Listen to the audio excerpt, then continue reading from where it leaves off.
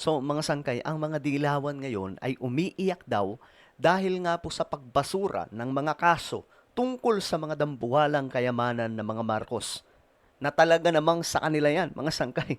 Pambihira dahil sa kawalan na po ng maibigay na ebidensya o impormasyon tungkol dyan. Ngayon pag-usapan po natin mga sangkay.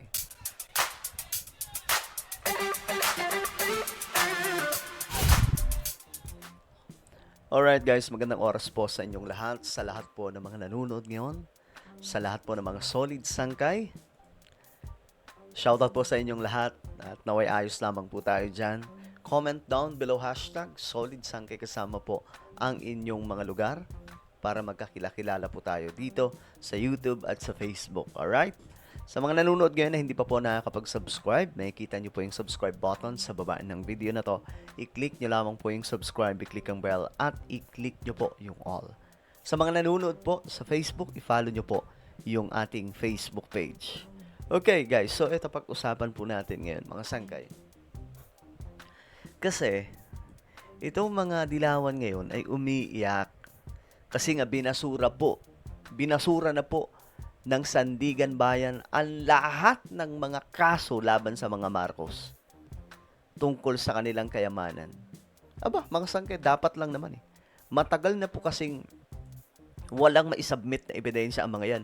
Imagine niyo, ilang dekada na yan. Almost 40 years or more than 40 years. Yeah. I think from 1991 eh. Up to now, no? Ilang taon na ba yan sa mga magagaling sa math? I-check nyo. Ganun kahabang panahon. Guys, dumaan na po yung mga kalaban ng mga Marcos. Pambihira, wala pa rin. Ito dumaan na po si Cory Aquino. Dumaan na po si FVR, si Fidel V. Ramos. Diba? Tapos, dumaan na po si Noynoy Aquino. Wala silang may submit na mga ebidensya. Okay? So, ngayon, mga sangkay, eto. Tingnan po natin ang balitang to. Kasi, ang balita po natin, nagre-reklamo daw sa Sandigan Bayan sa korte. Tila baga, mas magagaling pa sila sa korte. E di dapat nag-submit sila ng mga malalawak na ebidensya. Pinatikos ng isang grupo ang pagbasura ng Sandigan Bayan sa isa sa pinakamalaking kaso laban sa pamilya Marcos kaugnay ng ill-gotten wealth.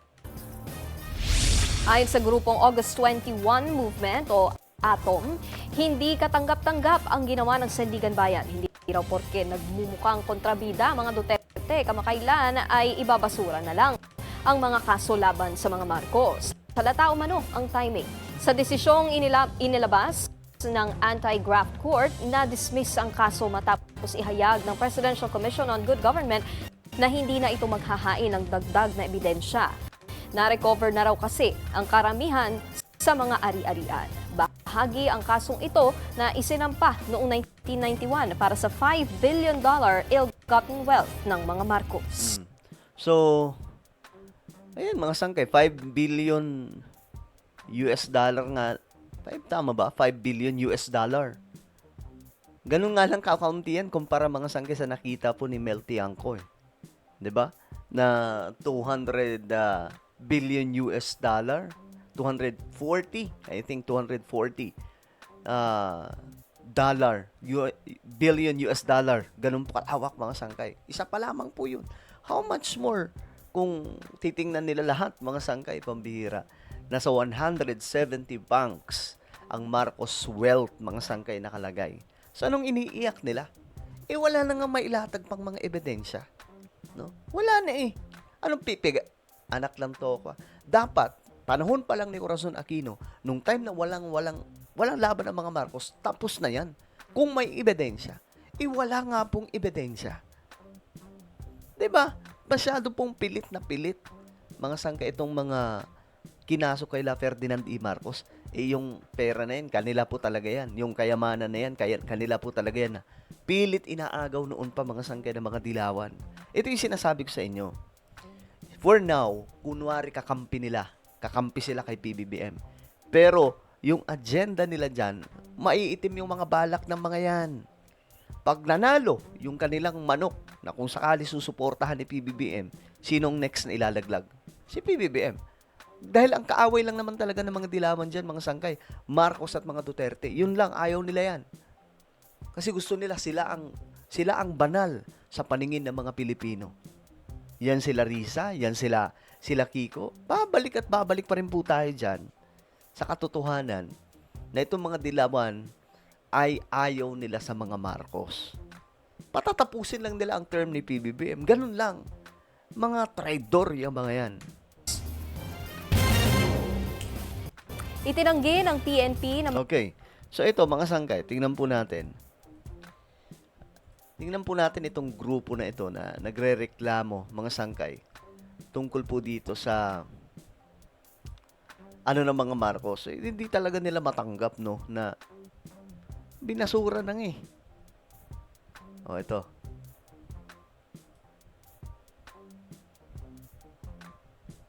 Dito naman itong mga sangkay sa balita ng GMA News. Sandigan Bayan ang natitirang asset claim sa forfeiture case o kaso ng pagbawi sa mga umano'y nakaw na yaman ng pamilya Marcos. Nakaw na yaman. Pero hindi totoong nakaw yan, ha? Anak ng toko, ha? Dinismiss ng Special Division ng Anti-Graft Court ang civil case number 0141 matapos magpasya ang Presidential Commission on Good Government o PCGG na hindi na ito maghahain ng karagdagang mga ebidensya. Ang sabi ng PCGG, Ang punto talaga doon, hindi siya hindi na maghahain. Wala na kasi talagang mapigang ebidensya. Kasi wala naman po talagang ebidensya. Napapanood yun naman siguro yung pinakita ko sa inyo na pinuntahan nila Mel Tiangco yung parang underground na nandun lahat ng mga ebidensya ng mga Marcos tungkol sa kanilang kayamanan. Ang bihira, mga sanggay. So, wala talaga silang laban dyan. ang mga ari-ariang nakapaloob sa kaso ay sakop na rin ng mga naunang partial judgment na nag-uutos sa bawiin ng mga ari-arian. Kabilang dyan ang $658 million na halaga ng Swiss deposits, mga property, shares at interests, pati paintings at artworks na nagkakahalaga ng $17 million. Na-recover na nila ang karamihan ng mga property sa magkakahiwalay na civil actions. Bahagi rin ng civil case number 0141 ang mga umano'y bank deposit ng mga Marcos sa Luxembourg, Hong Kong, Cayman Islands at Amerika. Tinawag naman ng ATOM o August 21 movement na totally unacceptable o hindi katanggap-tanggap ang desisyon ng korte. Sinusubukan pa namin kunin ang panig ng Malacanang at Okay. So, ito yon mga sangkay. Tingnan po ninyo sila. Sabi dito, hindi makaturungan para sa isang grupo ang naging desisyon ng Sandigan Bayan na ibasura ang natitirang asset claims kaugnay ng umano'y ill-gotten wealth ng pamilya Marcos. Nila, marami pang biktima ang nararapat mabigyan ng hustisya. At alam nyo guys yung mga nakuha dito sa mga Marcos, hindi nga po alam kung saan napunta kung totoo ba talaga nabigyan.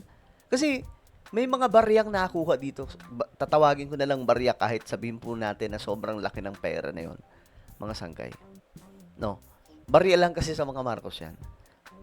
Ngayon, kahit yung mga pilit na inagaw sa kanila, no?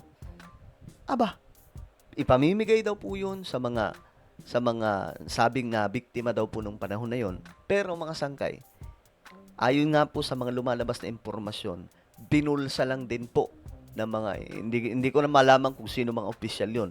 Basta sila mga sangkay ang nakinabang nun.